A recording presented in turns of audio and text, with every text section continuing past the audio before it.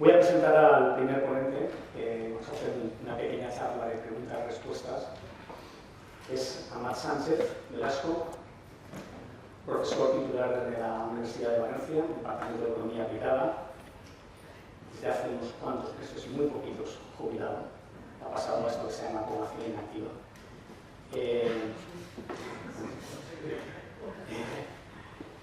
Yo conecto muchos lazos, ¿no? Lazos ideológicos y lazos personales, porque fue profesor mío, cuando estudié la economía, de estos profesores que estaba empeñado en meterme en la cabeza el espíritu crítico, ¿no? Y entonces, pues la verdad es que lo hizo bien y desde entonces pues, mantenemos la amistad.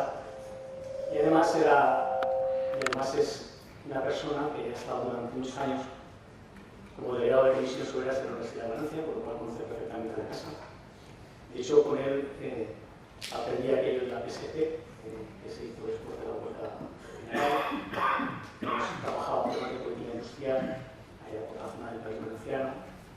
Y bueno, yo creo que es una persona con mirada desde dentro de la organización, desde dentro de su extraterrestre. Es una persona que tiene muy claro que son las comisiones obreras y por lo tanto creo que es interesante escuchar su opinión respecto de la política industrial.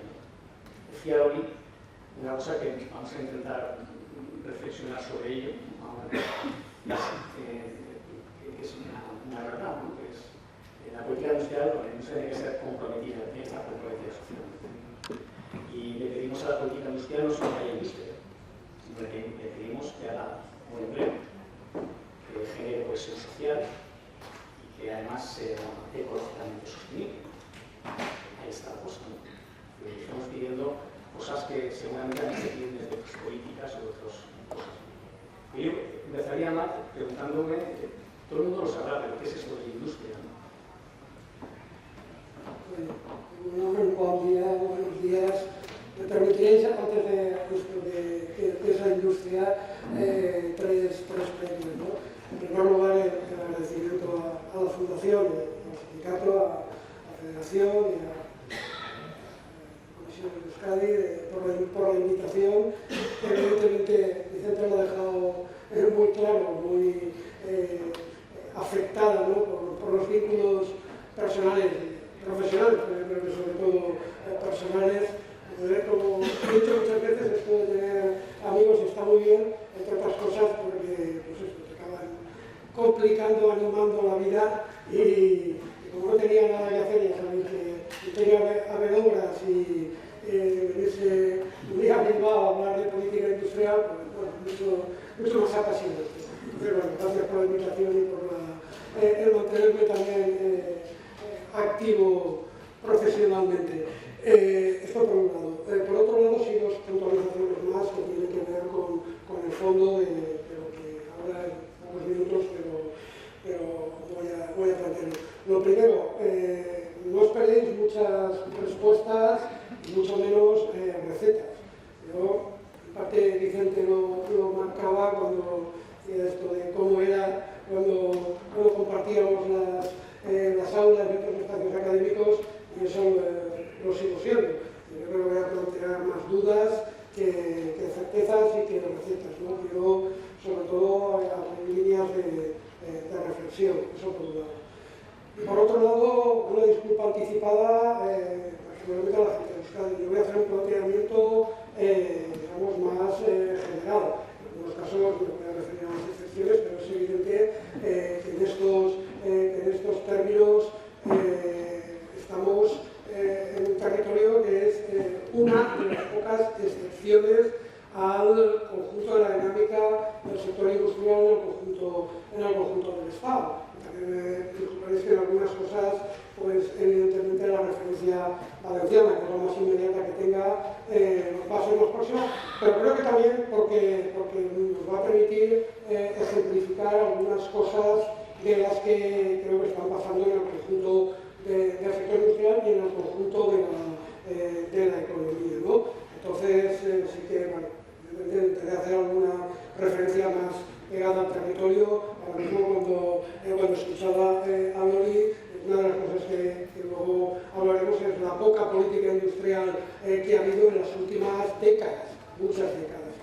Euskadi es una excepción, diferente. Los contras, pero bueno, eso os decía que voy a hacer un planteamiento más general. Volviendo a la pregunta, ¿qué es la industria? Bueno, supongo que decir esto en este ambiente, dice, pues vaya, por esto hemos venido aquí, pero yo creo que sí que podría ser útil que nos planteáramos algunas reflexiones.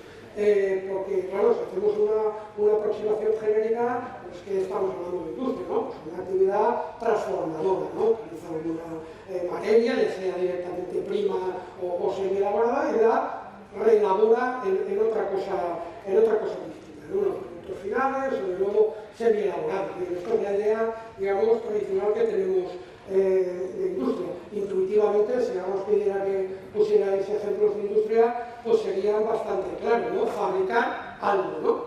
Ese término fabricar y fábrica, ¿no? Fabricamos calzado, muebles, automóviles, aviones, acero, se refina petróleo, etc.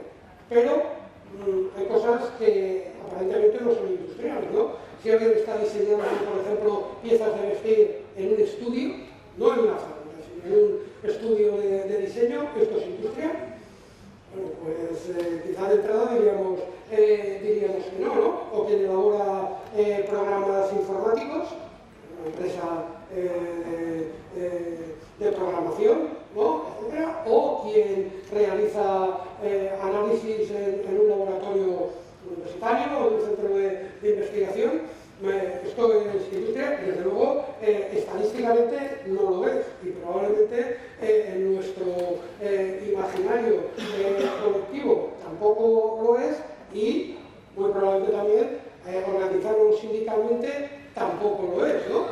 Yo vengo, como decía Vicente, a trabajar mucho tiempo sindicalmente en una determinada empresa, en una determinada institución, en la que progresivamente han ido apareciendo una serie de funciones que se han, con esta palabra tan light, ¿no? Externalizado, llamado de outsourcing, ¿no? Que era mucho más crítico, y que, bueno, pues no forman parte, ¿no? No son universidad, o no son producción de automóviles, pero claro que no son. Yo creo que esta es una cuestión que conviene que repensemos esa definición, repensemos cómo clasificamos, repensemos también las estadísticas y veamos cuál es el carácter de la industria, que por ejemplo esto tiene que ver también con la desindustrialización. Es cierto que nos hemos desindustrializado, esto es indudable, pero quizá no tanto como parece. No tanto como parece, porque una parte de esa industria no ha desaparecido. No ha desaparecido ni la actividad, ni ha desaparecido el empleo, sino que se ha trasladado a otros sectores, fundamentalmente a los servicios, que no tienen sentido sino son en función de aquellas actividades fundamentalmente industriales para las que trabajan. Por lo tanto, digamos que invitaciones a pensar más funcionalmente en qué procesos productivos se integran, que no tanto en lo que se hace directamente. Y esto tiene que ver también con los propios subsectores industriales, ¿no? Claro, pensar en los subsectores industriales no solo por lo que producen o por el material que emplean, sino en el proceso productivo en el que se integran, sino para qué producen, con el producto final para el que son funcionalmente relevantes, ¿no? O sea, por ejemplo, una empresa de pinturas forma parte del metal, de entrada diríamos que no, ¿no? Pero si esa pintura es para, por ejemplo, pintar automóviles, pues esta empresa es del sector de pinturas típicas, productos o es del sector del automóvil. Creo que es una cuestión, ya es antigua, no es reciente, pero en la medida, por ejemplo, ¿no? Parte de las fábricas de automóviles, yo suelo decir que ya no existen, ¿no? Es decir, las empresas de automóviles ya no fabrican automóviles, ensamblan piezas de automóviles que se han producido en otros sitios.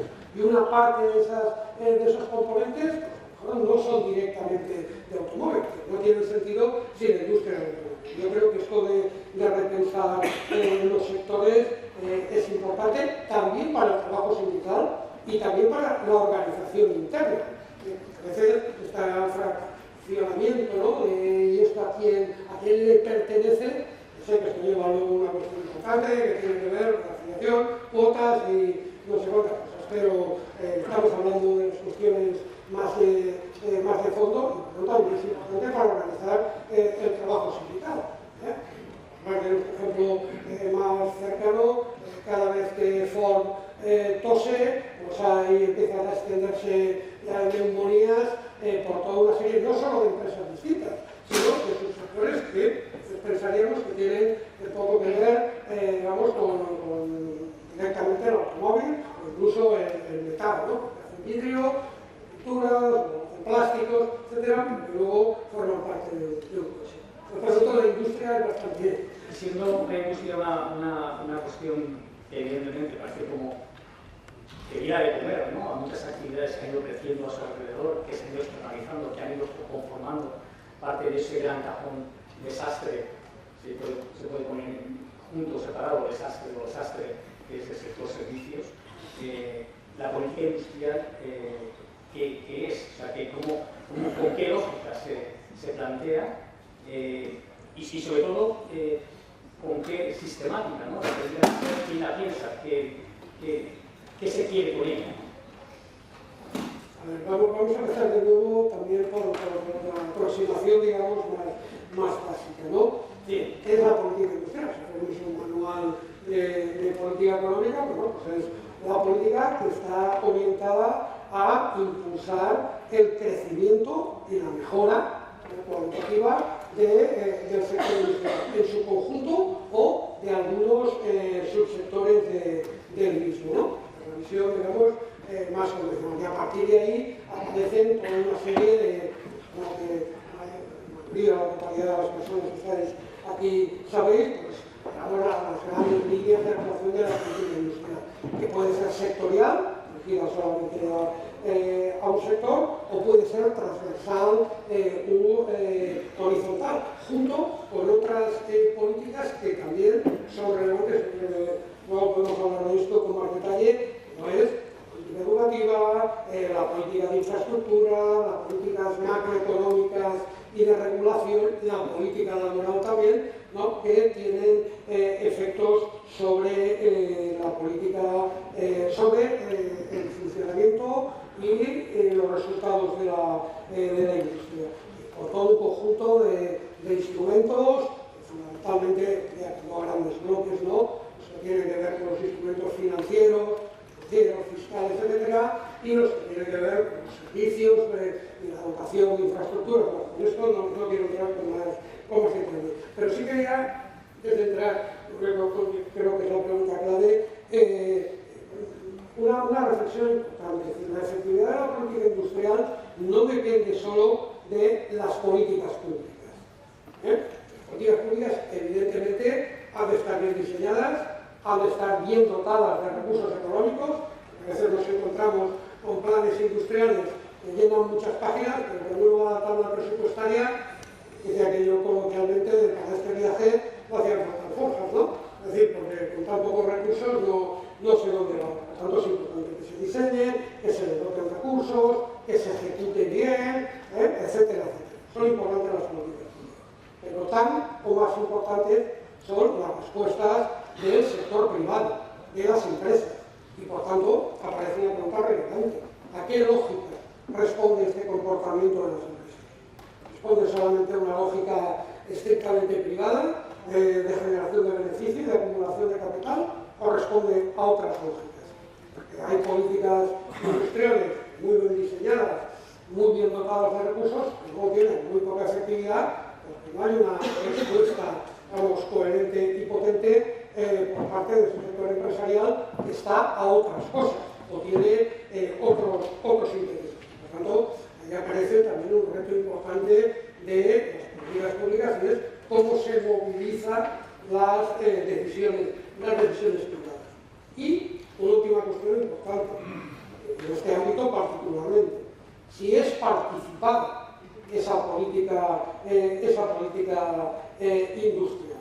Y esto tiene que ver, primero, con la finalidad de esa política industrial, y a qué lógica responde, como decía hace un momento, si solamente a la lógica privada, de beneficios, de acumulación de capital, o responde también a intereses colectivos, a intereses sociales, ¿no? Cuando se habla, en estos momentos, el documento, digamos, estratégico del gobierno lo hace de un pacto de Estado para la industria.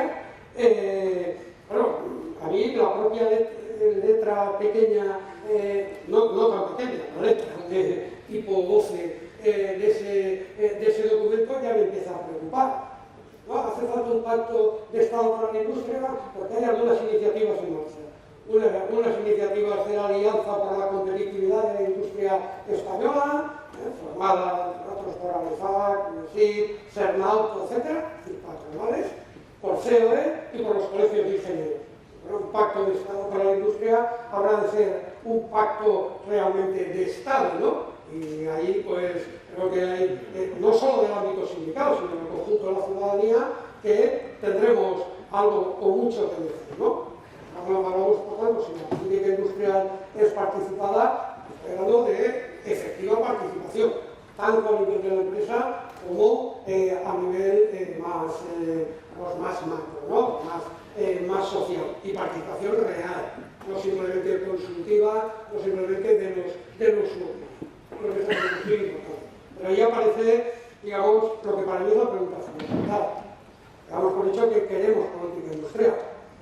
¿Queremos política industrial para qué? ¿Queremos política industrial para qué modelo industrial? Yo creo que esta es la pregunta clave. Y ¿para qué modelo industrial? Y después a esto va asociada otra pregunta, que es, ¿queremos política industrial para mejorar el sector industrial? ¿Queremos una mejor industria para qué sociedad? Porque luego volver a esto, pero la política industrial yo creo que no es una finalidad por sí misma. Queremos más ganas. Este año ha habido los fines medios, ¿no? Exactamente. Es un medio para conseguir una sociedad que, comentaba Roy, más cohesionada, un mejor empleo o un modelo productivo más descarbonizado o más sostenible en términos ecológicos. Pero esto es una utopía, esto es un deseo, estaría dentro del deseo, queremos una política industrial para hacer esto, pero ¿de dónde partimos? Es decir, ¿cuál es el modelo industrial que tenemos en estos momentos? Porque claro, pensar en modelos futuros está muy bien, pero ¿cuál es nuestra base actual? Esta es la pregunta, ¿no? Que decía, ¿queremos política industrial para qué modelo industrial? Y la definición de objetivos es fundamental. De nuevo vuelvo al documento de directrices de la nueva política industrial española 2030, ¿no? Dice el fin último de la política industrial: mejora de la productividad y la competitividad y aumentar la aportación industrial al PIB y al empleo. Eso es mi vista y, por tanto, en principio, esto me debería gustar mucho, pero sin embargo me preocupa mucho, como economista. Como ciudadano, todavía más. Porque si la finalidad de la política industrial fundamental es mejorar la productividad y la competitividad y aumentar la aportación industrial al PIB y al empleo, pues bastante cortos vamos, ¿no? Después aparecen otros objetivos complementarios, como coincidirán el progreso de la industria con la sostenibilidad. No volveré a esto, palabra muy recurrida y muchas veces con poco contenido real, y la descarbonización, ¿no? Por lo tanto, se le plantea toda una serie de objetivos solamente cuantitativos y bastante limitados. Algunos de estos indicadores son bastante limitados y algunos de ellos ni son medios, no son fines. La productividad o la competitividad no son un fin en sí mismo. No quiero ser más competitivo per se, ¿no? Como ya soy más competitivo y con esto que estoy mejorando el bienestar de la sociedad. Entonces yo creo que esto es una cuestión importante. Y a partir de ahí, yo creo que deberían plantearse la pregunta, digamos, otra de las preguntas clave. La política o la mejora de la industria, aumentar y mejorar la industria, que es el objetivo, aumentar su peso y el empleo, etc. Y mejorar cualitativamente este sector, ¿es un objetivo finalista o son un objetivo instrumental. ¿No? Es una cuestión que también me gusta plantear como, por ejemplo, un objetivo que nos es más próximo, ¿no?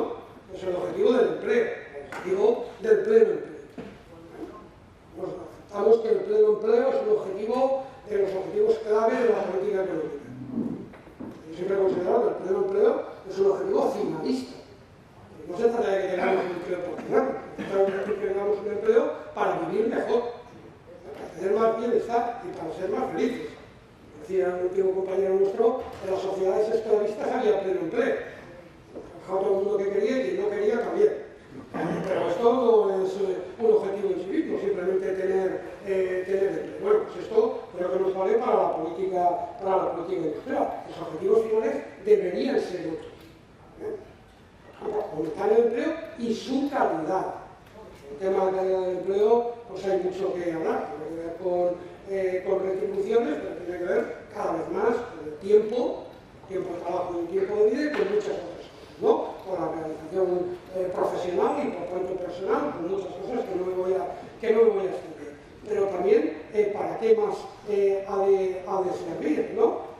No para reducir los desequilibrios territoriales.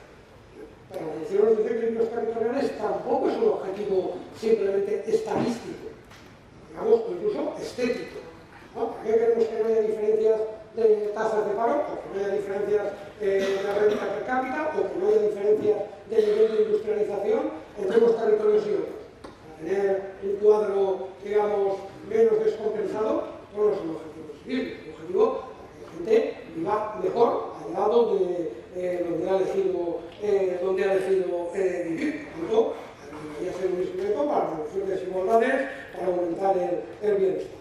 ¿Para qué más es un objetivo? Aquí a mí se me empiezan a aparecer algunos elementos de dudas, ¿no? Para aumentar el crecimiento económico. Pero más industria crecerá más el PIB. Ya con esto, de nuevo, las dudas, ¿no? Seguimos sacralizando el PIB como medidor del bienestar económico, pues de nuevo mal vamos, ¿no? Creo que no hace falta que ponga ejemplos de cosas muy malas que suceden en nuestras sociedades y que hacen aumentar el PIB, ¿no? Y sin embargo, cosas muy buenas que pasan en nuestras vidas y que no tienen la menor repercusión en términos de PIB, ¿no? Pero incluso el propio concepto de crecimiento económico. Dejo ahí, yo creo que estamos a unas alturas de la evolución de la humanidad en este planeta donde vivimos, que eso del crecimiento económico y el crecimiento sin límite también deberíamos hacer algunas pensadas, ¿no?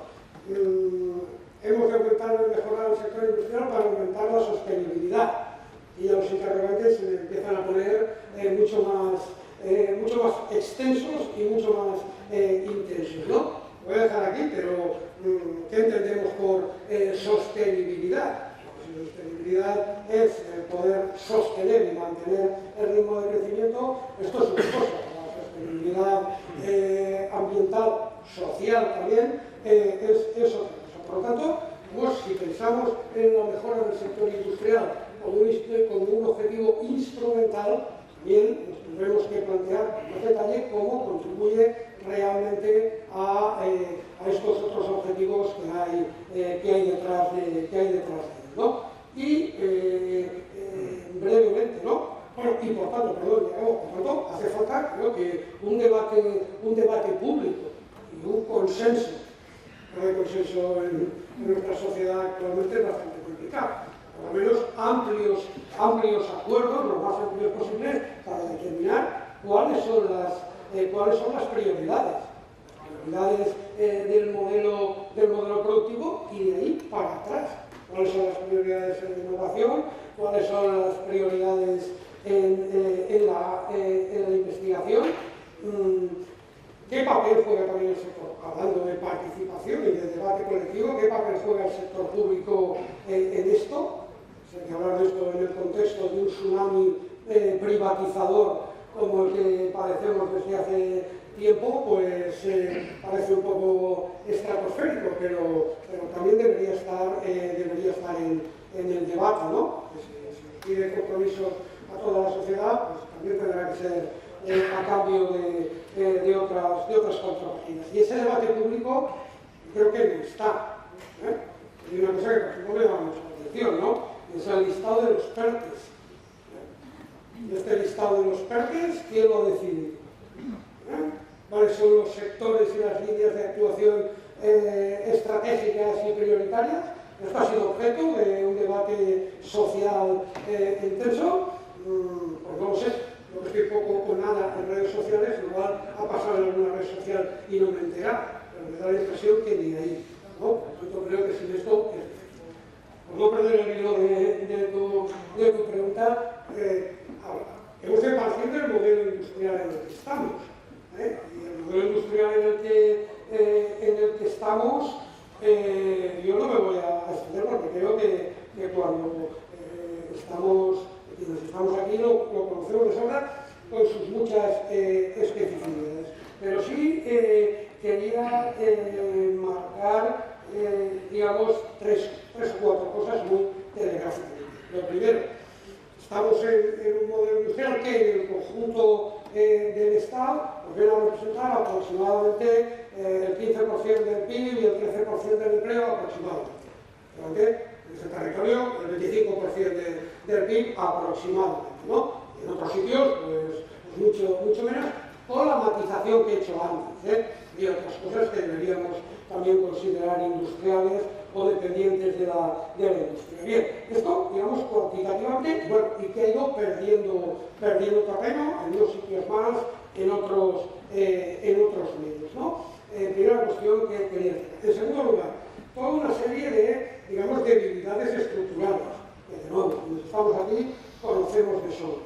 Hacer el listado bastante que tienen que ver, por ejemplo, con la dimensión empresarial, con el esfuerzo en innovación, esfuerzo en innovación no solo más bajo que en nuestro entorno, y esto es como aquello de Alicia en el País de las Maravillas, ¿no? Es necesario correr todo el tiempo para seguir en el mismo sitio. No, pero es que aquí no se trata solo de seguir en el mismo sitio, sino que hay que correr mucho más deprisa porque los demás van más rápido. Los demás estaban más adelante y además van más rápido. Por lo tanto, tenemos un esfuerzo tecnológico que no solo es bajo, sino que comparativamente lo es, pero que además viene, vamos luego a mirar sobre la gran cifra, ¿no?, de gasto en innovación sobre el PIB que habitualmente utilizamos, o del personal dedicado a la I+D+I, sobre población ocupada, etc. Esto es la gran aproximación. Pero luego hay cosas tras ella que son también preocupantes. Un menor esfuerzo en este ámbito del sector empresarial. En gran medida esto recae sobre el sector público. Y más que países de nuestro entorno, con desequilibrios territoriales, diferencias territoriales muy importantes, con diferencias por tamaño de empresa importantísimas, por diferencias entre sectores muy importantes y con un dualismo intrasectorial también frecuentemente importante. Por tanto, no solo esfuerzo en I+D insuficiente, sino también con bastantes desequilibrios, ¿no? También con una polarización de las cualificaciones. Esto creo que es importante. A veces hacemos aquella, yo creo que simplificación de incorporación de nueva tecnología, mayores exigencias de cualificación. No siempre, no siempre. A veces todo lo contrario. No voy a entrar en ejemplos concretos que todos podríamos poner. Más bien lo que se va produciendo es una polarización de las cualificaciones. Y crecen, efectivamente, también porque se partía de niveles más bajos, las ocupaciones más cualificadas, también crecen las menos cualificadas. Por tanto, esto también es un problema no solo económico, no solo laboral, sino también social, ¿no? Y toda una serie de deficiencias que voy a intentar resumir también en una frase. Es que nuestro mercado laboral es como es, en buena medida, no solo, pero en buena medida porque nuestro modelo productivo y en particular nuestro modelo industrial es como es. La precarización no deriva solo del boletín oficial del Estado, no deriva solo de la legislación laboral, deriva de nuestros especialización productiva, de qué producimos y de cómo lo producimos, y deriva también de cuáles son las prácticas empresariales de gestión laboral y gestión productiva predominantes, ¿no? En general, la calidad laboral y la calidad productiva suelen ir de la mano. Por tanto, no basta con cambiar la legislación laboral para poder superar algunos de los problemas endémicos, al menos muy enquistados, de nuestro mercado laboral. Segunda cuestión. Esto que estoy contando ahora, esta invitación me ha supuesto también un cierto, digamos, movimiento interno personal. Hice, podéis imaginar que hace ya muchos años, desde el inicio de mi carrera profesional académica, fue, bueno, académica y profesional sindical también. He visto el sindicato antes de entrar a la universidad, en plena reestructuración industrial de los años 80, ¿no? El sector textil, cuidado, Albaida era mi segunda casa en ese momento, en plena crisis industrial. Y mi carrera académica empezó, y durante mucho tiempo estuvo ligada a la política industrial. Esto me genera a veces no solo nostalgia, sino una situación muy curiosa. Es que esto que acabo de decir ahora, lo podría estar leyendo tal cual, y he hecho este ejercicio bastantes veces, en papeles de los años 80. De los años 80. Esto no quiere decir que no hemos cambiado nada desde los años 80, pero sí que tenemos muchas de estas características negativas del modelo productivo persistentes. Esto significa una cosa muy clara, voy a decir coloquialmente, y es que no se han hecho los deberes. No se han hecho los deberes durante décadas. No se han hecho los deberes, no se han hecho bien o suficientemente, ni por las políticas públicas, ni por las iniciativas empresariales. A partir de aquella famosa frase, no de Solchaga, de Aranzadi, de la mejor política industrial es la que no existe, pues esto, con algunas pocas excepciones, pues ahí ha ido para adelante. Ojo, sí que ha existido política industrial. El no hacer política industrial es también hacer política industrial. Es como la desregulación laboral. No hay desregulación, es re-regulación. Se regula, pero de otra manera. Y se regula en otros sitios, ¿no? O por otros actores. Y por lo tanto, yo creo que eso también es preocupante. Llevamos décadas insistiendo. Yo miraba un documento de directrices generales del gobierno de política industrial para el año 2030, y quitando 2 o 3 líneas que tienen que ver con la descarbonización, que tienen que ver con la digitalización, en aquel momento no, pero el resto, el 80% de esas líneas estratégicas podrían ser igualmente de un documento de los años 80 o de los años 90. Y, por tanto, el mantra de hay que cambiar de modelo productivo ha sido un mantra. ¿Quién se acuerda del proyecto de la ley, o del proyecto de ley de economía sostenible del año 2011? ¿Quién se acuerda? A mí se me tocó dar clase ese año de una asignatura sobre modelo productivo, etcétera, pues aquello me dio un pelo, ¿no? Pero luego un estudiante de aquel año me lo ha recordado. Toda aquella ley de economía sostenible que tanto prometía, y se quedó. No solo decir, fuera del BOE hay mucha vida, ¿no? Entonces, pues, la vida no pasa nada. Yo creo que estas son cuestiones que respecto al modelo productivo es importante que hablar, que no se trata. Y ahí hablabas, y hacer esto que no es mejor sin ver. Tú has hablado de que la industria es algo más. Has hablado de que la política industrial necesita recursos y necesita sobre todo objetivos claros, no finalistas sino instrumentales. Por tanto, la política industrial debe estar diseñada bajo la cooperación o bajo el mando de otras políticas. Porque al final a veces da la sensación, o yo creo que es bastante cierto, de que muchas políticas se diseñan y se piensan en despachos por separado. Yo digo, no, yo voy a hacer la política industrial porque me ha tocado este negociado, y tú puedes hacer la política, yo qué sé, económica, de presupuestos en otro despacho, y la política laboral en otro despacho, y la política educativa en otro despacho, y claro, pues al final no sabes muy bien si la política industrial es en sí una especie de célula que anda por el mundo, o realmente forma parte de un cuerpo con cierta armonía, es decir, que las políticas son armónicas. Digo esto porque, claro, si tú tienes una política industrial con una dotación de recursos desde el sector público que tiene, todos sabemos, no es precisamente el mejor de los momentos en cuanto a capacidad de actuación, y tienes otras dinámicas productivas en la economía que tienen que ver con políticas, porque ¿qué es más importante para este país, la política industrial o la política turística? ¿Qué es más importante para este país, la política industrial o la política de construcción? ¿Quién manda más en este país? Los que tienen, digamos, una idea de modelo productivo o los que tienen realmente un modelo especulativo de binomio de construcción-servicios, ¿no? Entonces, entiendo que la política industrial tiene que ver también con todo eso, o dicho de otra forma, porque entonces, claro, entonces la pena parecería inmensa, ¿no? Si tengo que hacer todo eso, ya me voy, ¿no? Sino hasta qué punto está coartada o está limitada por esas dinámicas de otras políticas y de otras dinámicas productivas que están son paralelas, ¿no? No sé si me he explicado. Sí, sí. Aquí hay una cosa que antes te iba a hacer también, porque entendemos tres cosas del modelo productivo y hay una que ver. Es decir, ¿cuál es el modelo productivo que tenemos como país? No sé si hay un ejercicio que no sé si habéis hecho alguna vez, ¿no? Pues esto de ir a ver el listado de las principales empresas de España, ¿no? De las empresas más grandes. De las empresas y dentro de ese grupo de grandes empresas, por lo tanto, ¿cuáles son los sectores predominantes? Dentro de ese grupo hay muy pocas empresas industriales.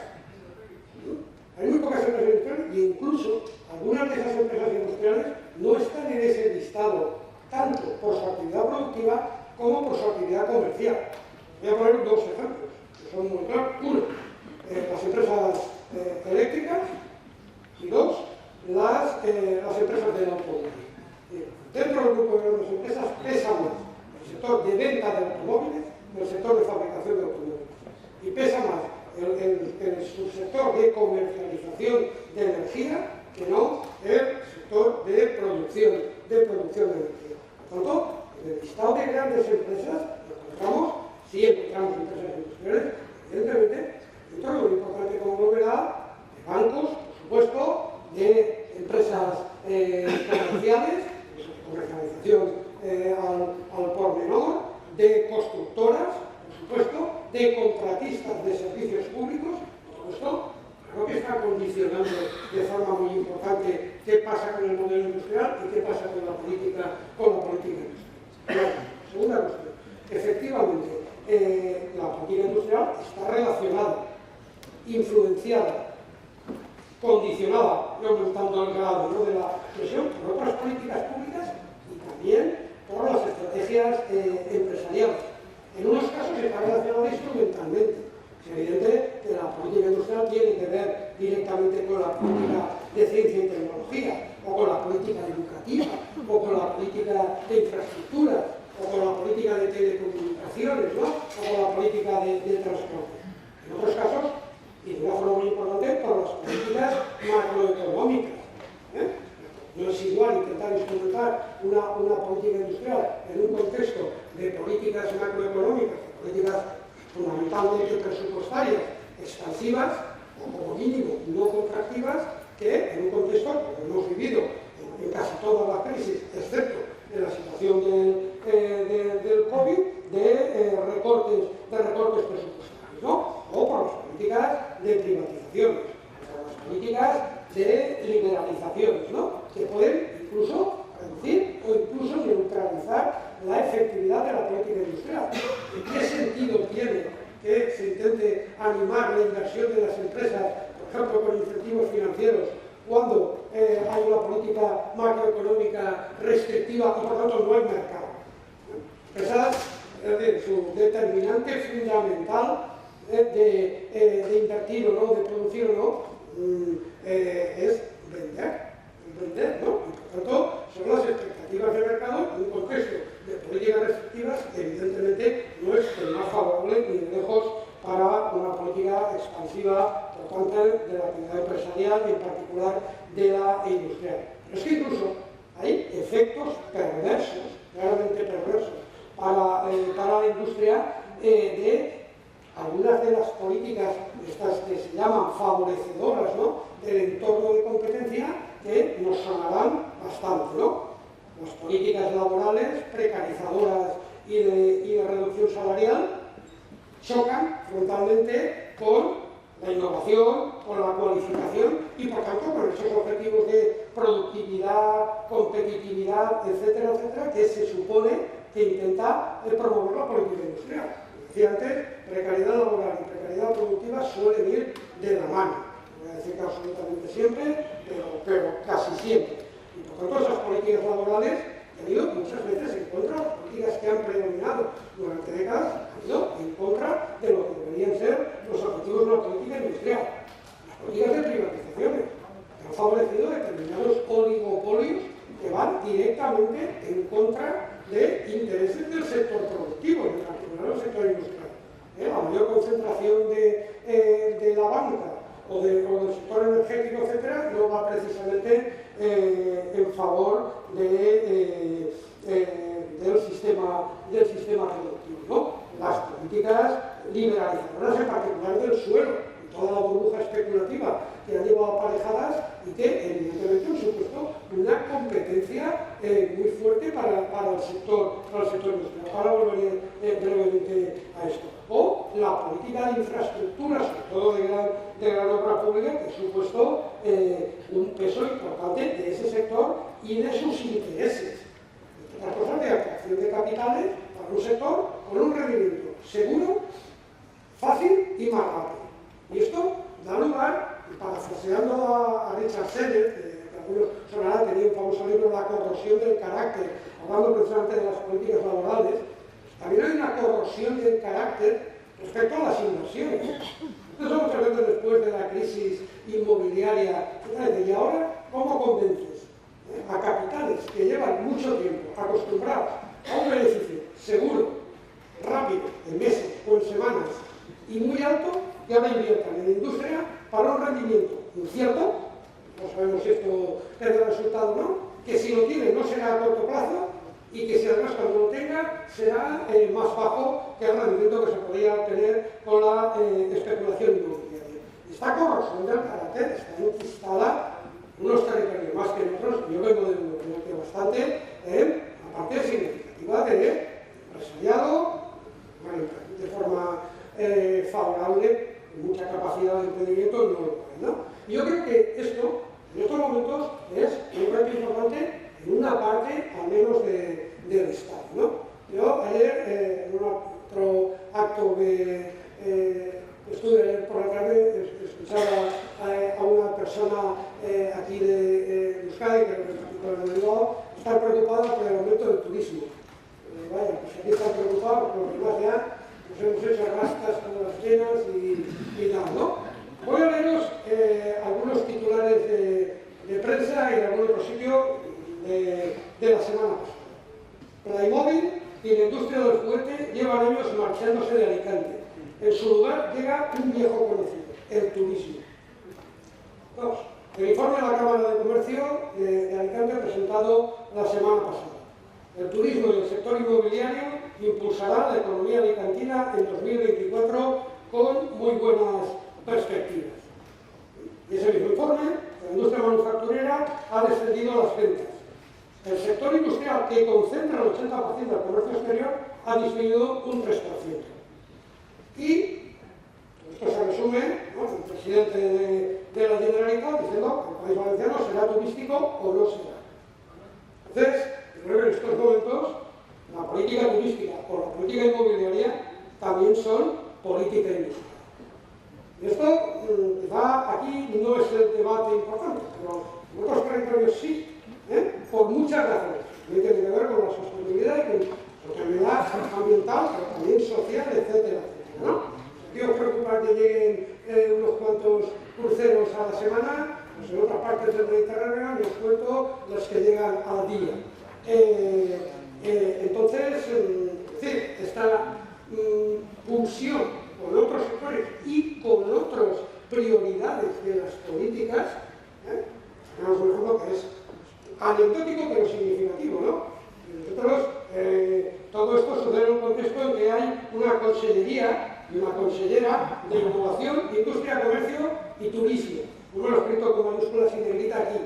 Esta señora anteriormente era la directora de la patronal turística. Entonces, claro, ahora es la consellera de Innovación, Industria, pues dando voces del turismo, ¿no? Eso es a lo que fundamentalmente se dedica.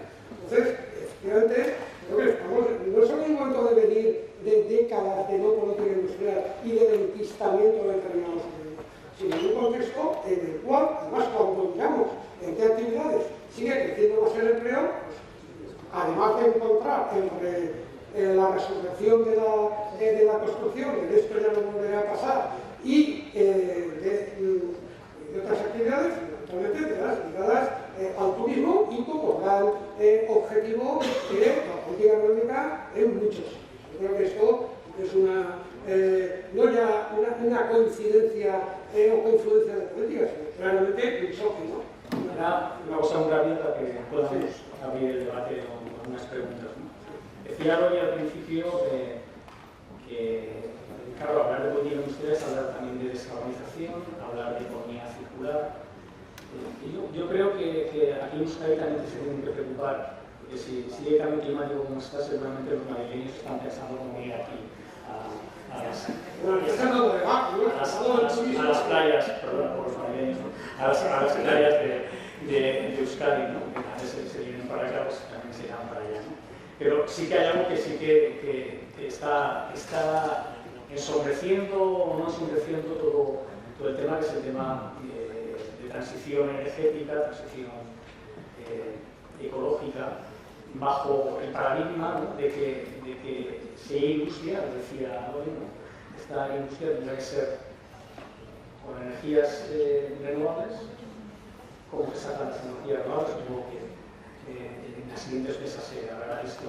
Con energías renovables tiene que con una rotación de materiales casi continuada, que es el tema de economía circular, pero no porque nos guste ser muy ecológicos, no es porque nos gusten los pajaritos que cantan en los faules, que también nos gustan, sino porque esto puede significar límites importantes de cara al futuro, lo cual seguramente hace de esa fase que decías de la política industrial como un instrumento para qué tipo de sociedad, ¿no? Qué tipo de estructura productiva queremos, qué tipo de sociedad queremos, ¿no?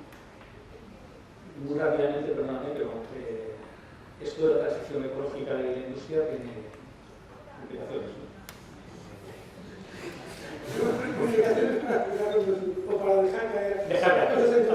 Voy a dejar caer la primera, de nuevo intentando ser telegráfico, pero luego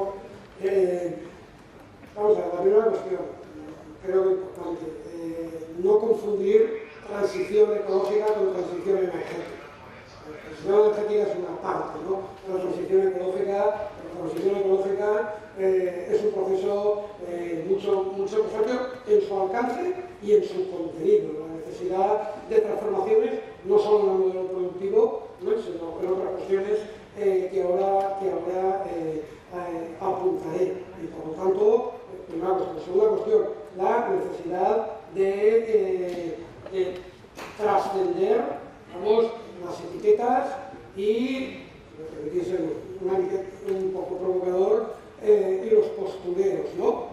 Hay un libro que recomiendo de Andreu Escrivá, contra la sostenibilidad en castellano, que también está editado, si no me equivoco por ARPA, que es un libro a favor de la sostenibilidad.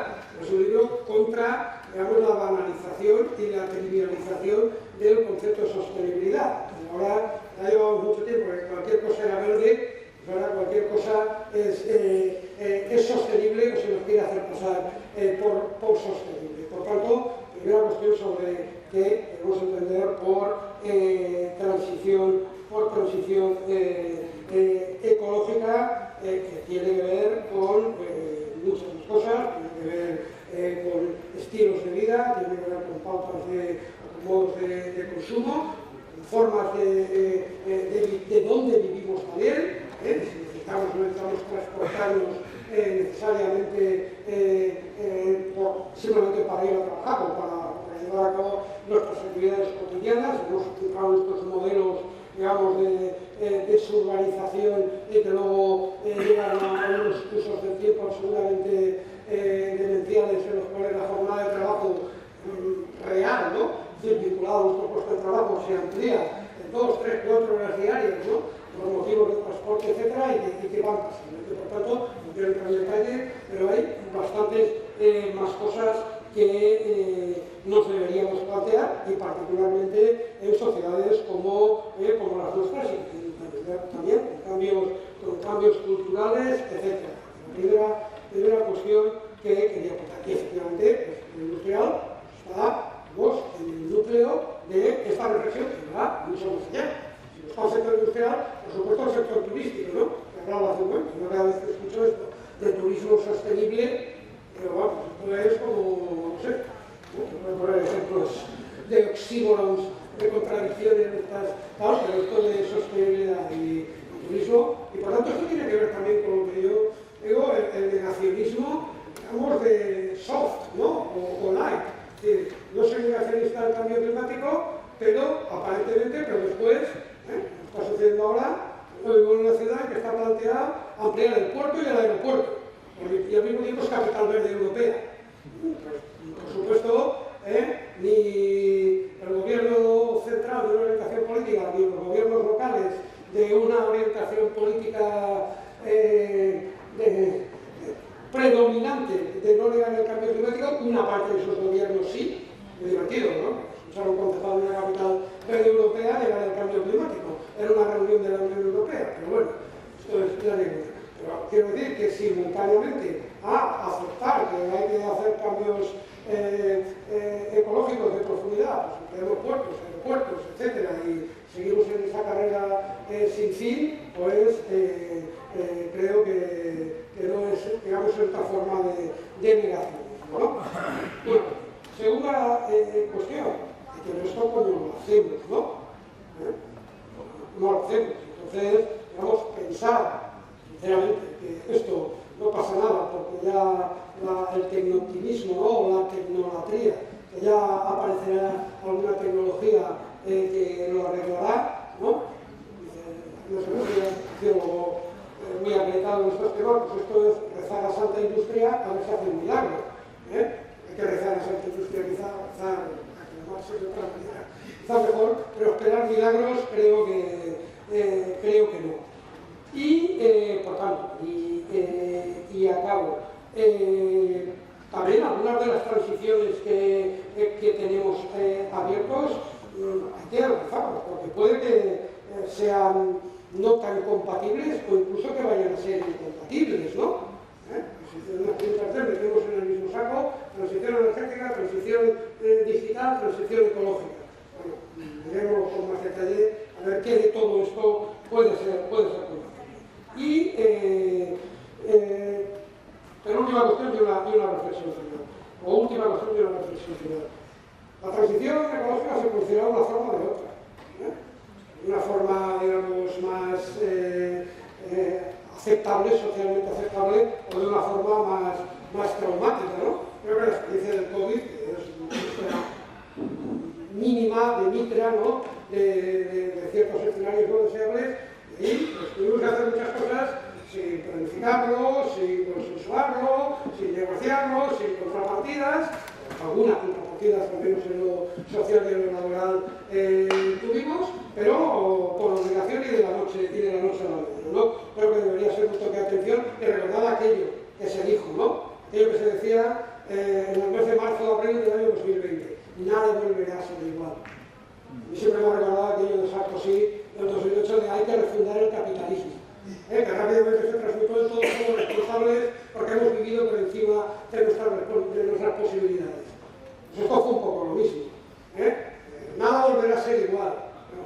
Lo mismo, y decimos nosotros, cargado de bombo, ¿no? O sea, más de lo mismo y más intensamente. Por tanto, creo que tiempo hay para que, digamos, los límites del crecimiento se han superado.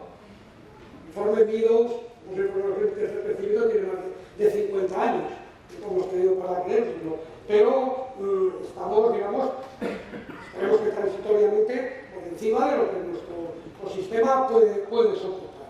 Y por tanto, el debate no es si es necesaria una transición ecológica, sino el debate es el cómo. Es el cómo, si planificadamente, organizadamente, con más igualdad, es decir, si realmente una transición realmente justa. Y, por tanto, en este contexto yo creo que la pregunta es si queremos, trabajamos con una política industrial para el crecimiento o para el postcrecimiento. Si para una transición ecológica justa o para el sálvese quien pueda con mayores costes ecológicos, económicos y también sociales. Esta yo creo que es la pregunta que nos hemos de plantear, ¿no? El sálvese quien pueda no es precisamente nuestra opción. Yo dejo la pregunta. Muchas gracias.